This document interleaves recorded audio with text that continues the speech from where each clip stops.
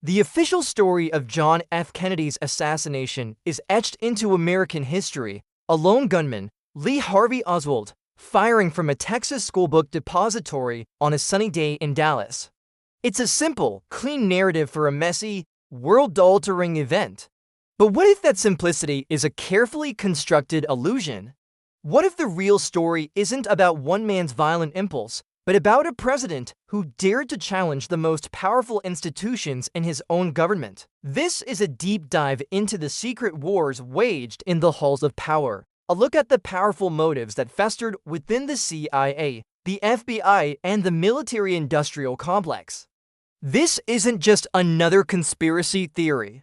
This is an exploration of the documented evidence that suggests Lee Harvey Oswald wasn't the mastermind of the crime of the century, but perhaps the perfect disposable pawn in a sophisticated plot to eliminate a president who was rocking the boat far too hard. In the aftermath of the assassination, the Warren Commission was formed to deliver answers to a grieving and bewildered nation.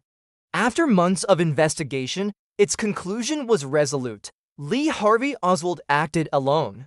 He fired 3 shots, and that was the end of the story. Case closed. But almost immediately, that official story began to show deep, unsettling cracks. At the very heart of the skepticism was the infamous magic bullet. According to the commission, a single bullet, designated Commission Exhibit 399, performed a series of seemingly impossible feats. It supposedly struck President Kennedy in the back, exited his throat, and then went on to wound Governor John Connally, who was sitting in front of him. It shattered a rib and broke his wrist, ultimately lodging in his thigh. Yet, this very same bullet was later discovered on a hospital stretcher, near pristine condition, barely deformed. To critics then and now, it defied the laws of physics, a piece of evidence that seemed to create more questions than it answered. The doubts didn't just linger on the fringes. They eventually found their way back to Washington. Years later, in 1979, the House Select Committee on Assassinations revisited the case. Their findings were explosive. They concluded that President Kennedy was probably assassinated as a result of a conspiracy. Their primary evidence, acoustic data from a police radio that suggested a 4th shot from a second gunman, was later heavily disputed. But the damage to the official narrative was done. A congressional committee had officially declared that the lone gunman story was likely false. A plot was on the record, leaving behind a shadow of doubt that has stretched over decades, a set of questions that have never, ever gone away. To truly understand why powerful figures might want Kennedy removed, you have to look beyond Dallas and examine the enemies he was making inside his own government. The battle lines were being drawn long before 1963. It began in earnest with the Bay of Pigs invasion, a CIA-backed operation to overthrow Fidel Castro that ended in humiliating failure.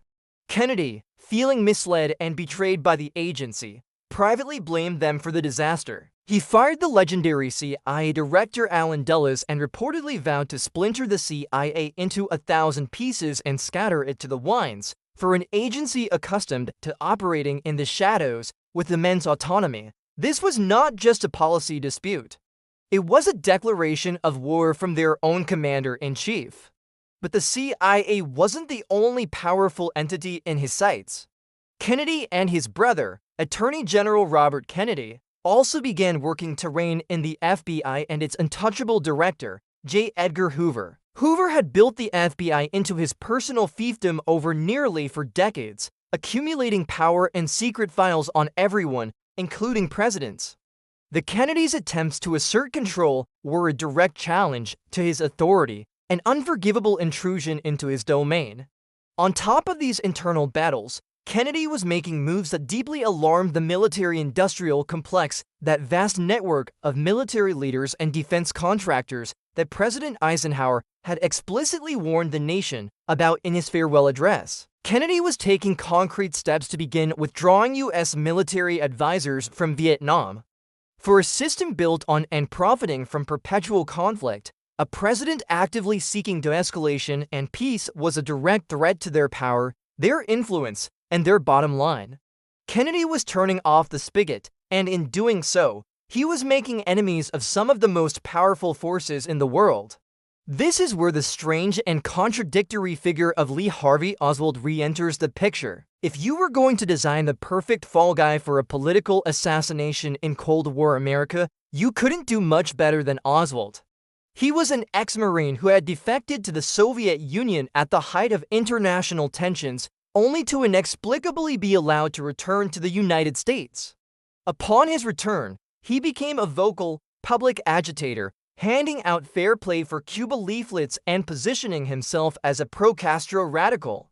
His profile was a ready-made narrative for the media, a disgruntled, communist-sympathizing lone wolf. For decades, the CIA insisted it had little to no interest in Oswald before the assassination, treating him as a non-entity who only appeared on their radar after the shots were fired. However, declassified documents released over the years have proven that this was a calculated and deliberate lie. We now know, from the government's own files, that the CIA was not only aware of Oswald, but was actively monitoring and possibly even manipulating the world he inhabited. The most damning revelation centers on a CIA officer named George Joannides. In 1963, Joannides was the case officer for a prominent anti-Castro student group.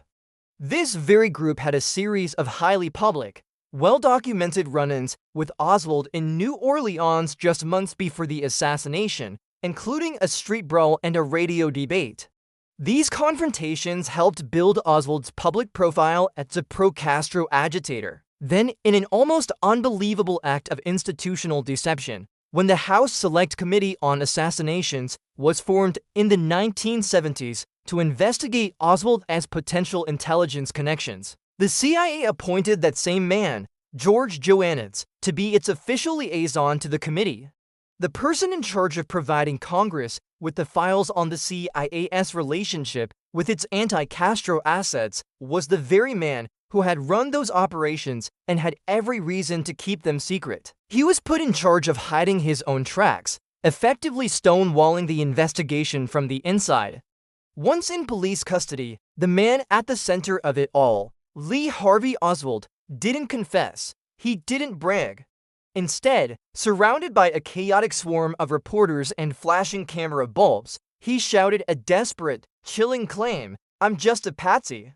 It wasn't the cry of a proud assassin, but of a man who seemed to finally, and terrifyingly, understand that he had been set up to take the fall for something much bigger than himself.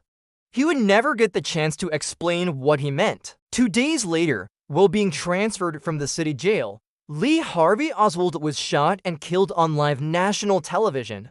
The gunman was Jack Ruby, a Dallas nightclub owner with deep, well-documented ties to organized crime, another powerful group that was being aggressively targeted by Robert Kennedy's Justice Department.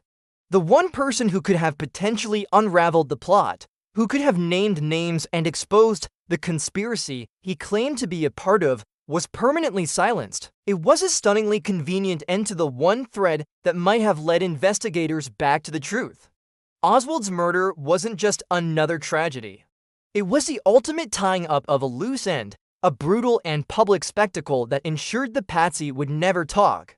The thousands of government documents released in recent years haven't provided a single, definitive smoking gun that names the conspirators. But they have done something arguably more important. They have confirmed a deep, deliberate, and undeniable pattern of lies from our own intelligence agencies regarding the assassination of a president. We now know for a fact that the CIA hid crucial information from the Warren Commission. We know they lied about the extent of their interest in Lee Harvey Oswald before the assassination. And we know they engaged in an active cover-up during the congressional investigation that followed. The official story of a lone gunman, a simple solution to a complex crime, willfully ignores this documented trail of deceit.